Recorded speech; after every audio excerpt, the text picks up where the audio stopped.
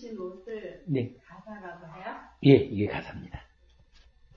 어떤 모양으로 생겼어요? 그냥 네모난 천이에요? 네.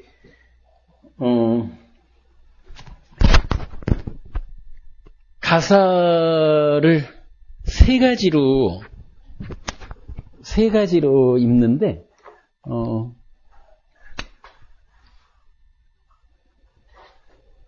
요렇게 생긴 아랫 가사가 있어요. 그리고 요거보다 좀 더 요렇게 생긴 윗가사가 있고요. 그래서, 우리는 애간 요 아랫가사는 잠잘 때도 벗지 않습니다.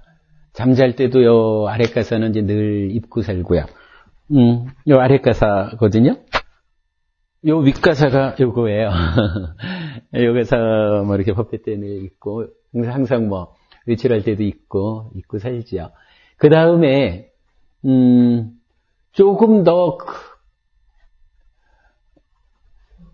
크고, 두 겹, 뭐 이래서 좀 두꺼운 거. 요것을 이제, 보통 이제 상가티 이렇게 이제 얘기를 하는데, 대가사 이렇게 이제 표현을 하거든요. 요 세 가지요.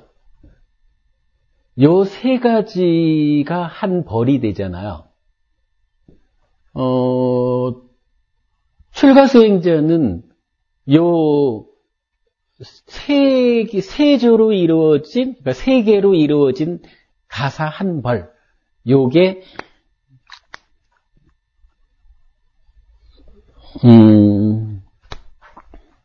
부처님이 출가수행자는 그 소욕 만족, 소욕 지적, 작은 것으로 만족하라라고 하면서, 재밌는 표현을 해요.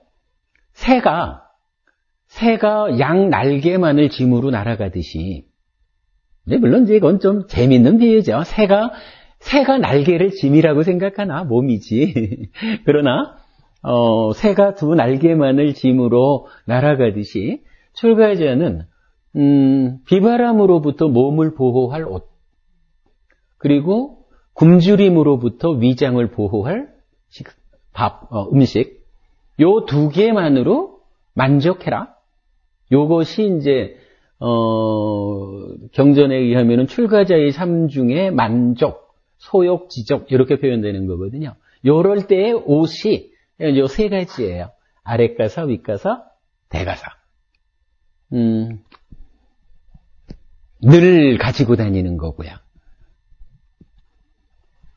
뭐, 간단해요, 이렇게.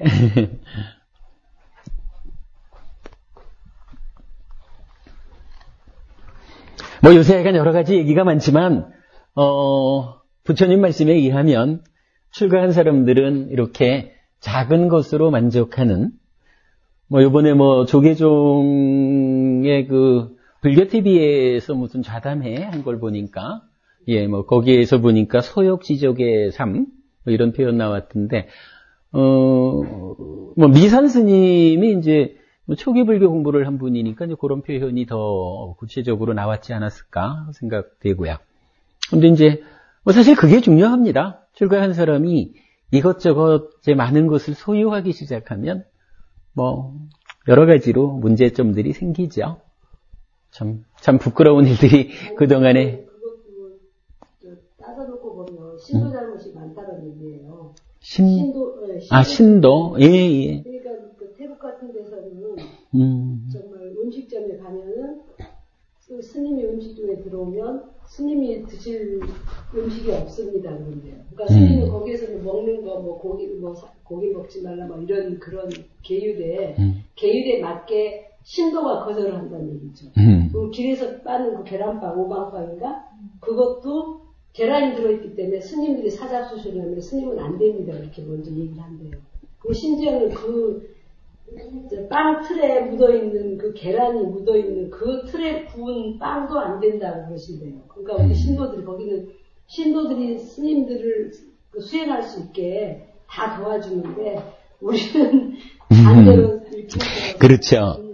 아마 그게 이제 태국 이야기는 아닐 것 같아요. 태국은 일단 테라와다 불교 국가인데 테라와다의 계율에서 고기 먹는 부분을 이제 금하지 않으니까, 그런 부분은, 글쎄, 제가 모르겠어요. 거기에 어떤 특정한 쪽에, 특정한 어떤 사건이 있는지는 몰라도, 일단은, 테라와다 불교에서,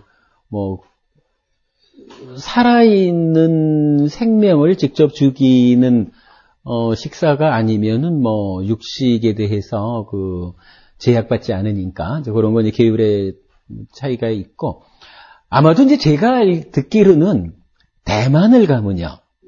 대만에는 아예 뭐라 하더라? 채찬정? 이래가지고, 그러니까 채소. 그러니까 채소만 반찬으로 하는 그런 식당이 있대요. 그러니까, 그야말로 스님들이 이 식당을 들어가면 여기 스님 오실 때 아닙니다. 근데 이제, 대만 같은 경우는, 좀 이제 대승불교의 계율을 적용하니까, 스님이 육식을 한다 그러면은 중단이라고, 그렇게 해서 이제, 이거 말씀하신 그야말로 이제 스님들이 올바르게 계행을 유지하는, 예. 사실은 그게 신도분들이 올바로 스님을 존경하고, 올바로 스님을 섬기는 일인 게 맞죠. 물론 계율에서 육식, 채식 이런 부분이야, 그건 계율의 계율의 문제니까 좀 달리 두고, 일반적으로, 그러니까 제자가 출가 제자를 어떻게, 섬긴다라는 표현이 맞든가? 그러니까 출가 제자를 제가 제자가 어떻게 보호할 것이냐? 이 보호한다라는 측면에서, 그냥 막 갖다 바치고, 그냥 스님 말씀이라면 이래 하는 것이 맞는 게 아니죠. 예, 그런 부분, 예. 제가 제자들이, 근데 이제 물론 그래요. 제가 제자들이 공부해야 되는 이유, 중요한 거죠. 사실 배우지 못하면, 그냥 스님이 말씀하시면은, 그냥 껌뻑 죽는 척이라도 해야 되는 게 신도라고 생각하는 사람들이 많지 않아요? 근데 이제 그게 사실은 문제인 거라. 우리가 이제, 나쁜 놈! 이러면은, 나쁜 놈이 누가 있어요? 욕심이 있고, 성냄이 있고, 어리석음이 있잖아요. 그죠? 탐진치가 나쁜 놈이잖아요. 이 탐진치 중에, 탐이라고 하는 것은, 허물은 작지만 천천히 빛바래는 것이다. 이렇게 설명하고, 성낸다라고 하는 것은 허물은 크지만 빨리 빛바랜다. 그러니까 화날 때는 당장 쳐 죽일 것 같고 이래야 하지만 한순간 넘어가고 나면 빨리 빛바래가 없어지는 거거든요. 그런데 예를 들자면 자인화교 같은 데서는요, 부처님하고 이렇게 대화하는 장면이 마치마니까야에 나와 있어요. 자인화교 같으면은 몸과 말과 만어로 행위를 한다라고 할 때,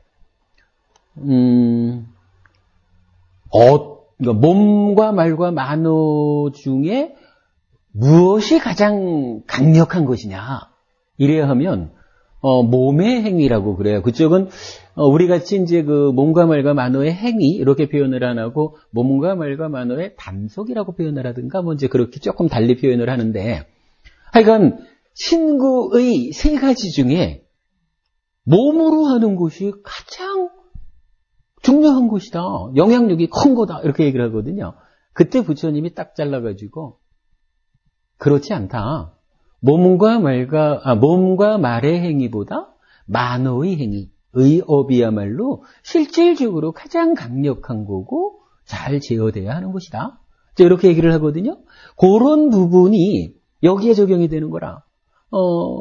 욕심은 이건 허물은 작지만 늦게 빛바래는 거라면, 성냄은 허물은 크지만 빨리 빛바래는 건데, 이때 어리석음이라는 거. 요 어리석음은 허물도 크고 늦게 빛바라는 거예요. 그러니까 욕심과 속냄이라는 요 두 가지의 나쁜 거는 다 가지고 있는 거라. 물론 뭐 탐진치 자체가 다 몸과 말과 만의 행에 다 영향을 주는 거니까 1대1로 대응시킬 수 있는 거는 아니겠지만, 우리가 이제, 그러니까 그 내용을 그렇게 볼 수가 있어요. 그렇다면, 말씀하신 이 신도가 문제야라고 하는 거, 이 부분이 배우지 못해서라고 넘어갈 수 있는 얘기냐, 요걸 우리가 주목해야 되는데, 사실은 내가 몰라서 그랬어요. 내가 배우지 못했거든요. 이것이 핑계가 되는 게 아니에요. 배우지 못했다거나 내가 모른다거나 아니면 잘못 알고 있다거나 이런 거를 우리가 한마디로 말하면 이건 욕심도 아니고 속냄도 아니고 어리석음에 들어가는 거거든요. 그러면 차라리 욕심 때문에 어찌했다 이러면은 허물은 작다 해도 욕심이 늦게 빛바라는 거라서 이렇게 좀 문제가 되죠. 화가 불같이 나가지고 어찌했다 그러면 허물은 크지만 시 빛바라는 거라서 또 어쩌다 이렇게 얘기를 할 거 아니에요. 그런데 내가 몰랐어요. 내가 공부하지 못했어요. 배우지 못해서요. 이렇게 말하는 게 우리가 일상의 삶에서는 그냥 넘어가 주는 이유도 되고 대부분 그냥 에휴 쯧쯧쯧 하고 넘어가는 거지만, 사실 우리가 삶의 문제에 대해서 근원적으로 접근할 때는 모른다라고 하는 것은 핑계가 되는 게 아니에요. 모른다, 배우지 못했다, 잘못 알고 있다. 이것은 한마디로 어리석음이거든요. 어리석음은 욕심과 속냄의 나쁜 것만 모아가지고 허물도 크고 늦게 빛바라는 그런 놈이에요. 그렇기 때문에 공부하는 게 중요해요. 신도들이 잘못해서 중들이 저 모양이야 이러는 것도 문제지만 중들이 참 부끄럽네.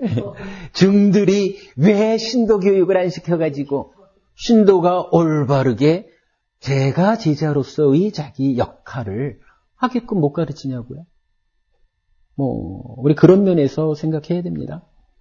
전에 들은 말 중에서 유학, 무학 그거에 예. 대한 거를 이제 들었어요. 예. 그랬는데 유학은 그러니까 배워서 아는 것이고 무학은 배움이 반대. 무학은 더 이상 배울 것이 없다. 그리고 유학은 이제 더 배워야 된다. 이제 이렇게 말씀을 하셨어요. 그런데 지금 바로 그거 모르고 그랬어요라는 말과, 그러니까 모르고 저지른 일과 알고 저지른 일 어느 것이 더 죄가 크냐 그 말씀을 모르시더라고요.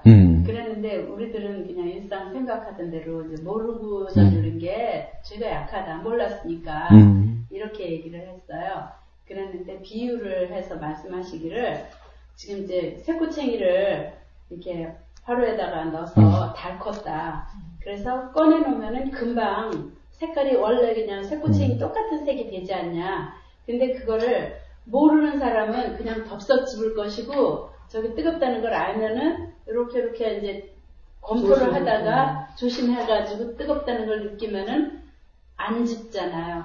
그러니까 거기에서 결과가 어떻게 되겠느냐 이렇게 말씀하시면서 모르고 했어요라는 거는 네 책임이고 네가 알아야 될 책임이 있는 것이고. 그렇죠. 명확하게 말씀해 주셨거든요. 예, 맞습니다. 사실 저도 그 말씀을 들으면서 그 비유를 좀 말씀드리려고 그랬는데, 알고 말씀을 드리니까 좋네요. 잘 공부하는 거는 그게 중요해요. 분명히 우리가 몰랐기 때문에 정상을 참작해서 라고 말하는 것은 세간적인 어떤 기준에 의해서는 고의적이지 않았으니까 이렇게 넘어갈 수 있지만, 내 삶의 본질적인 면에서는 알고도 어떤 행위를 할 수밖에, 하게끔 강제되었다. 이랬을 때에, 일단 그때는 하여간 어쩔 수 없이 하고 나서 참회라도 하잖아요. 근데, 내가 이 행위를 잘못된 줄 모르고 그냥 해버렸을 때 그 행위가 앞으로도 계속 반복될 가능성, 뭐 이런 이제 전체적인 면으로 볼 때, 이건 불교적으로는 모른다라는 것은 정상 참작해야 될 내용이 아니라 공부하지 않은 놈, 이렇게 되는 거거든요. 그래서 알아야 됩니다. 그리고 뭐 이 안다라고 하는 것은 하여간 출가 제가 모두가 부처님 가르침을 기준에 놓고 이 공부를 함께 해나감으로써 함께 동반된 향상을 해야 되는 거고, 이 동반된 향상의 과정에서 출가지자가 해야 되는 역할이 있고 제가지자가 해야 되는 역할이 있고 그런 거거든요. 그랬을 때 자기의 역할을 충실히 해나가는 거, 그게 이제 중요하죠. 제가 이제 지난번 법회 때는 뭐 그런 얘기도 한번 했었죠. 예를 들어서 어떤 스님이 공부할 때, 뭐 설법할 때 보시하란 얘기를 못 하겠대요. 보시 좀 하셔요. 보시 좀 하셔요. 이래 하면 마치 돈 좀 줘. 이 얘기하는 것 같아서 못 하겠다는 거예요. 그래서 제가 그랬거든요. 출가자가 제가지자에게 올바른 삶을 살아서도 행복하고 죽어서는 하늘에 태어나는 이 길을 안내해 주는 것은 우리 육방예경이라고 장하함에는 나오고, 우리 디가니까야에서는 교계신갈라경이라는 경에서 이제 출가제자가 제가지자한테 어떻게 관계를 맺어야 되고, 그러니까 이 관계에서 출가지자는 어떻게 해야 되고 제가지자는 어떻게 해야 되고, 요것이 뭐 6가지인가 해설이 나와요. 그게 그러니까 옛날에 설명을 드린 부분이죠.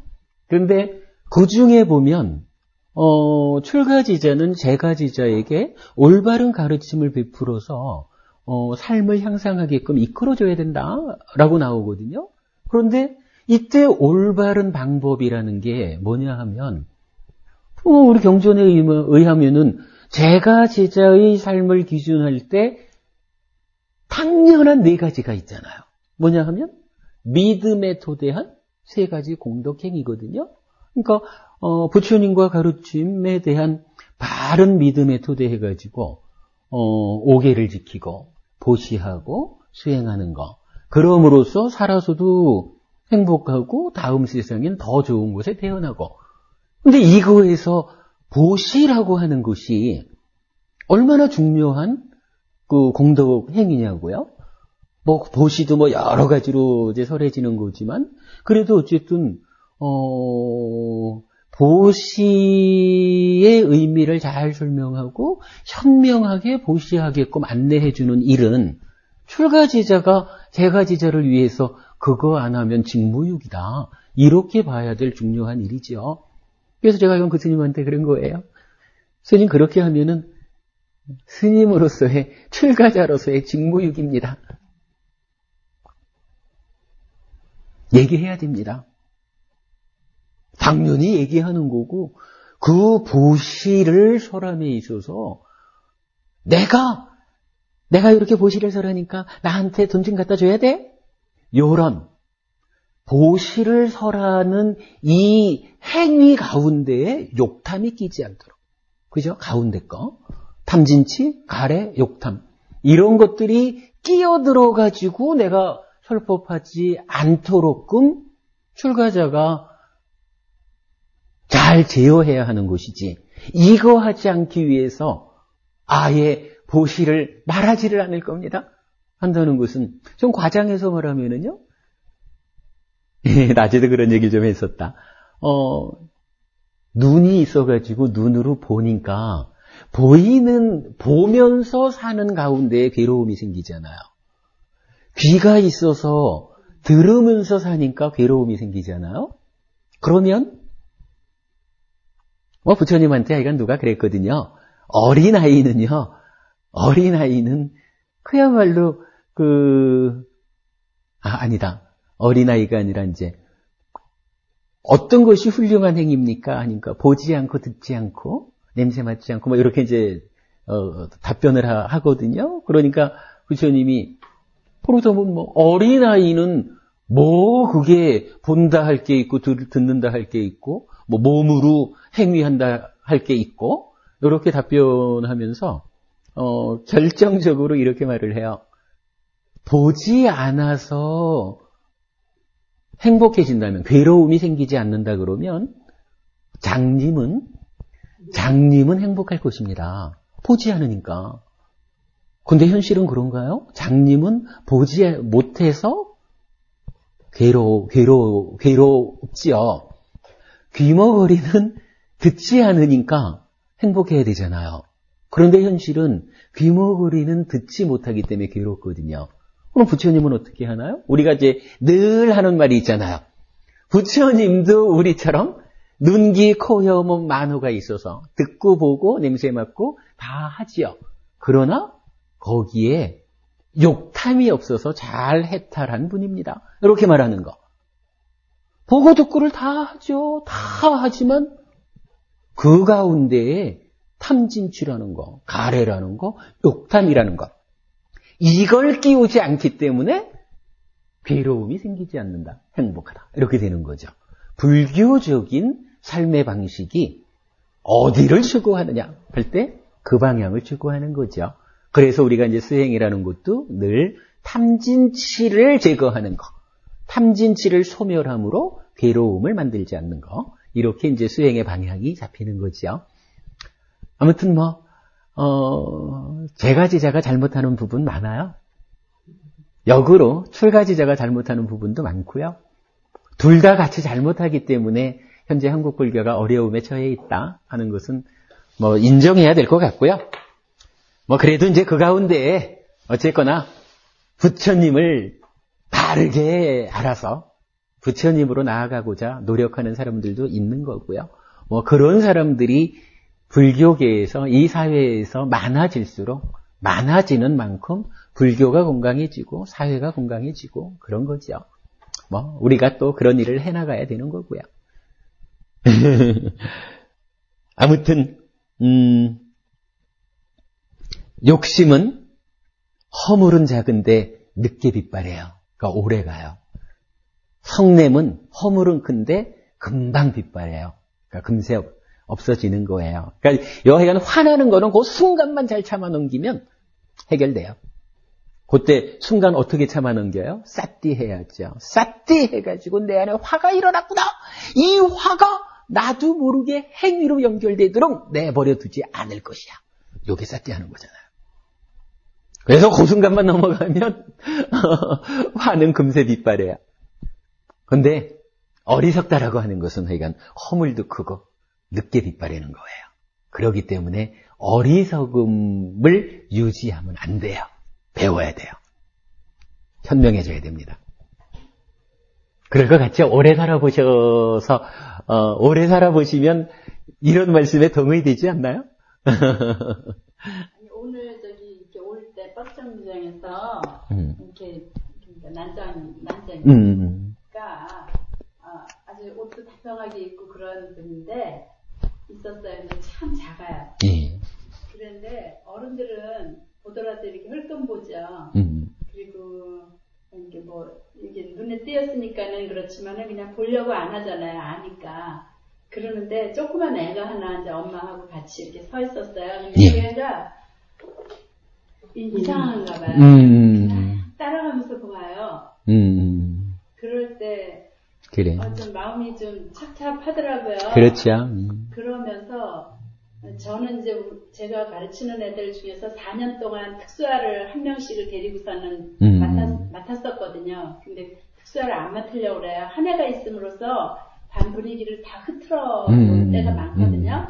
그러니까는 그런 애를 안 맡으려고 하고 그런 애가 이제 있으면은 반에서 3명 정도를 빼줘요. 인원을 좀 줄여주는 거죠. 줄인다고 해서 그게. 그러니까 이제 아이들에 대한 애가 부담을 줄여두는 거네요.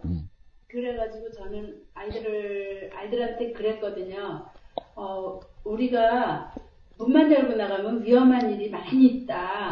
그래서 내가 언제 어떤 일이 생길지도 모르는 거니까 항상 이렇게 좋은 일을 하고 기도하는 마음으로 살아야 된다. 그리고 내가 그러니까 어느 집에 오늘 아침에 분명히 아빠가 회사에 다녀온다고 엄마가 회사에 다녀온다고 인사를 하고 나갔는데 사고로 인해서 병원에 입원했다가 다리가 잘리거나 뭐 이렇게 장애가 되는 경우도 있고 뇌를 다쳐서 뭐 이럴 경우도 있다. 우리 그 애들은 대체로 전응 뭐 이런 쪽의 애들이었으니까 그래가지고 이제 그런 얘기를 해주면서 그 문만 열고 나가면 위험이 도사리고 있는데 그런 거를 이 친구는 이제 겪고 있는 것이고 우리는 대신 우리가 겪을 수도 있는 거를 제가 우리를 보여주고 있는 거다. 뭐 이런 식으로 이제 얘기를 해가지고 우리 반 애들은 걔를 굉장히 위해요. 굉장히 위하고 그래요. 선생님의 역할이 그래 중요한 거죠.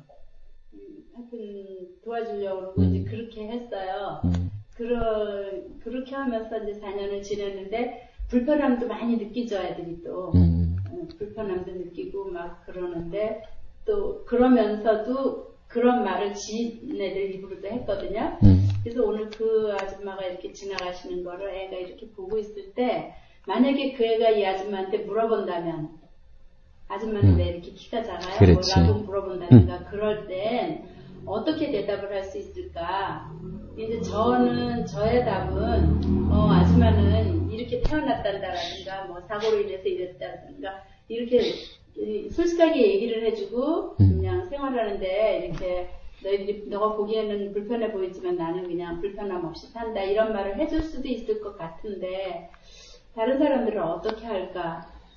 이런 그렇죠. 그게 이제 그 자기가 자기 삶에 대한 그 충분한 수용이 되면 나는 내가 뭐 어떤 형편에 의해서든 뭐 장애라고 우리가 표현을 하죠.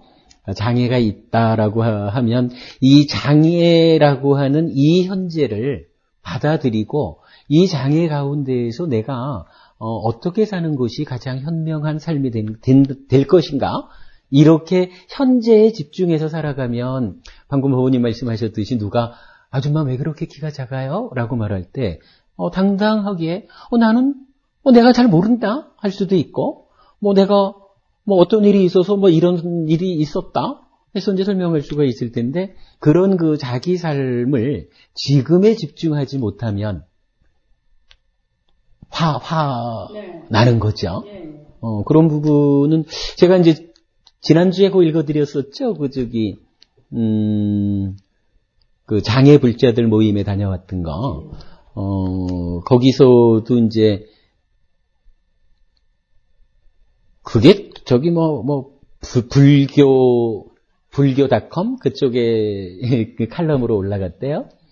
근데 이제 거기서도 제가 이렇게 한 얘기지만은 장애라고 하는 것이 전생의 업보 아니고 그러니까 전생의 어떤 업보에 의해서 내가 지금 장애를 갖고 있는 거 부처님은 그렇게 말씀하지 않으신 거고 어떤 형태로든 내 지금 삶이 형성되는 과정의 조건의 문제였는데 누구든 스스로 그런 조건을 만들어서 스스로 장애를 갖고자 하지는 않았을 거고 어떤 형태로든 원하지 않는 조건들이 있었을 뿐이고 지금 현재의 나의 삶이 남들을 기준으로 볼 때 많은 불편이 있다 해도 지금 이 순간에 나의 삶의 중심을 두고 우리 보통 말하는 과거는 가버린 것이고 미래는 오지 않았고 이랬을 때 이제 오직 현재에 집중된 삶을 살게 되면 자기 스스로가